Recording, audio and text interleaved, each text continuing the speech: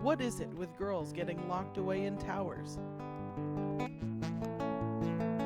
Why is there always a wicked stepmother? Does every girl get her own personal magic mirror, or is it really just about finding important water? If you have ever wondered if these tropes have a deeper meaning, stay tuned. These unknown depths will be explored through the feminine monomyth that is the Maiden's Method.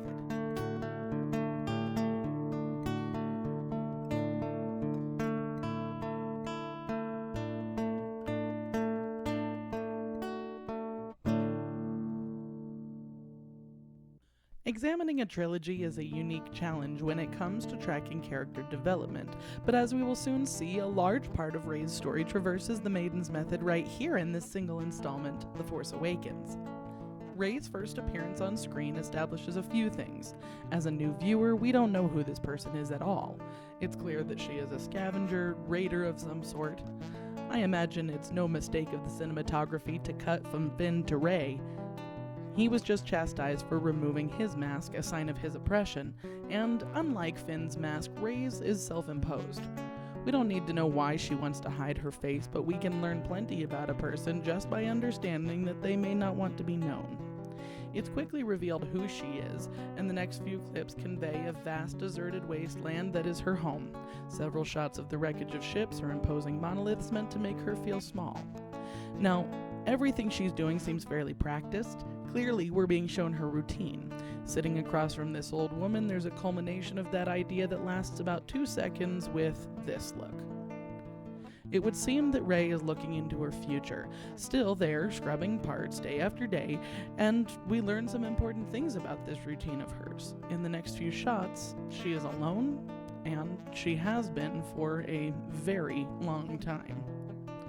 So here it is, abandoned to subpar care. It should be obvious, but being under one's own care is almost always subpar to the more natural alternative of having parents. We don't know who abandoned Rey nor why. Time will tell, but the stronger story is still hinting at the fact that Rey is also unaware who left her and why.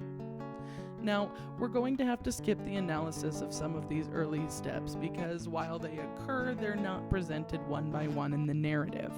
If we were familiar with the first 3 steps, it's clear that they have already begun to manifest. Rey's abandonment and being hidden away are walking hand in hand through these scenes. The feminine threat is a little less clear, but we'll get there. For now, let's talk about some manufactured companions.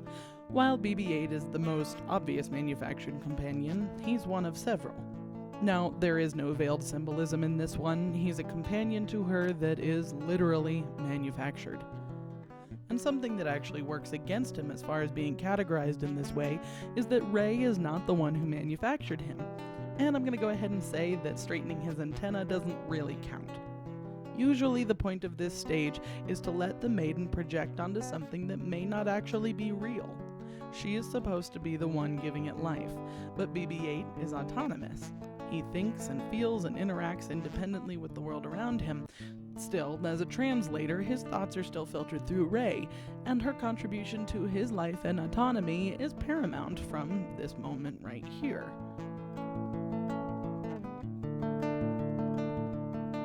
Rey has been hidden away on this planet, waiting for her family. 2 important things are happening here between the hidden away stage and the manufactured companion stage. Being hidden away is a Maiden's period of being closed off from the world and the grander reality of life. BB-8 is a piece of reality that fell out of the sky and into Rey's lap. He's the first hint that life may not be a perpetual cycle of scavenging for 1/4 portion. This leads to a pretty fascinating moment for Rey when she is offered 60 portions for the droid. If she can live on 1/4 portion for the day, that's about a year's salary dropped in her lap in a single payoff. If you were living paycheck to paycheck, would you be prepared to give up tens of thousands of dollars for this strange little robot that you didn't even want to have stay with you in the first place? In analyzing the Maiden's Method, we're going to find that value and worth are tricky things. Sure, we all want to be seen as valuable in the lives of others, but just because Unkar Plutt thinks BB-8 is valuable, that is not a good thing. He sees what BB-8 is worth now. Ray, by contrast, knows his true value. Without really knowing anything about him, she knows that he is so valuable, precious, worth something, that to sell him would be a great injustice. He is worth so much more than the sum of his parts. She respects life and is therefore able to promote it. She knows what true worth is and is able to give it. Even when she's introduced to Finn, she continues to accept a world that isn't real. She doesn't know Finn is lying to her, but he is. So she is not the one manufacturing him, except that he adopts a reality that she gives to him as an option. Just like straightening BB-8's antenna, she did have a small hand in making him into something that he wasn't before. Since Ray's story seems to carry this tie-in with her hidden away step, we can find another clash between the world as she thought it was versus the world as it actually is. Now, Ray is an obvious fangirl.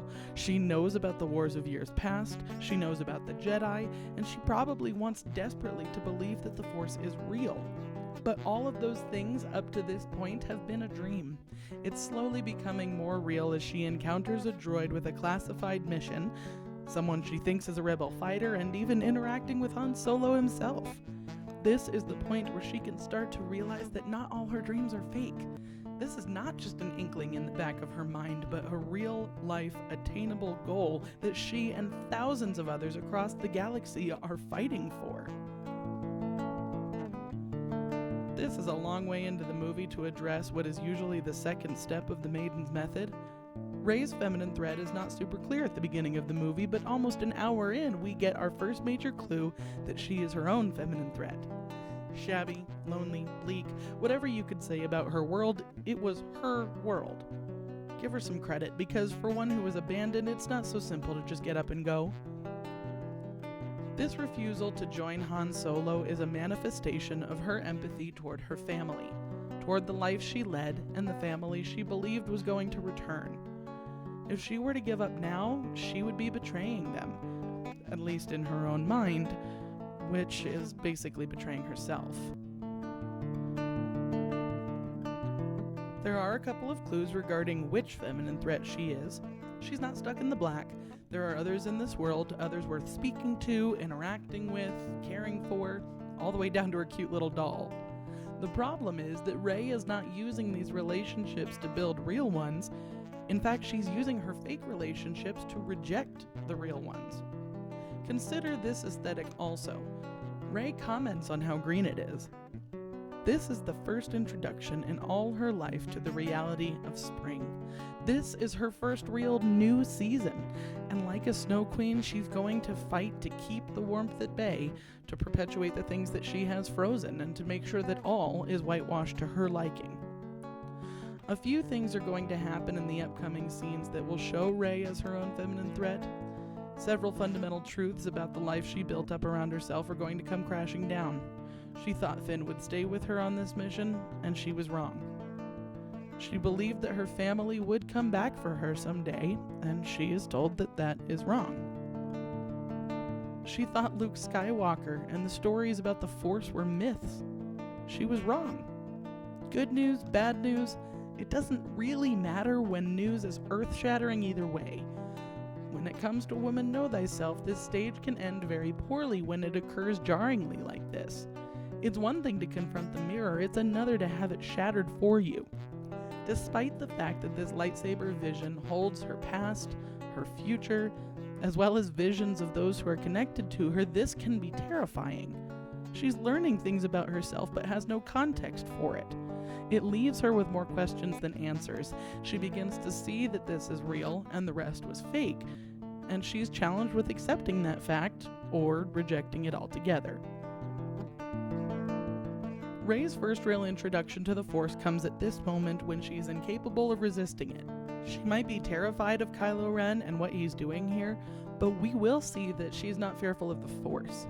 Now, we have already been introduced to the fact that Rey has a Force connection. The obvious allusion to Anakin and Luke shows Rey as an excellent pilot. It's in her, she just doesn't know it yet. And this is her chance to know herself in the sense that she's stepping into a territory that's more real than she ever thought possible. Even Kylo implies that she is worthless, a scavenger, that it's shocking that she convinced the droid to show her the map. In the same breath, he says, "I can take anything I want." And as the scene progresses, we see that that's not true. And the reality is shocking to both of them. Rey begins to grip her worth, her value, her potential, her power, and she flips the whole thing right back on him and reads his mind. Rey is finally getting a grip on herself, and once she is able to unlock this talent, she is very capable of working toward her own freedom.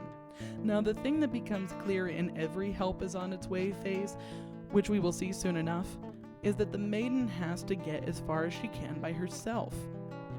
Certainly, she can't still be acting as her biggest threat, or she's going to thwart her own rescue.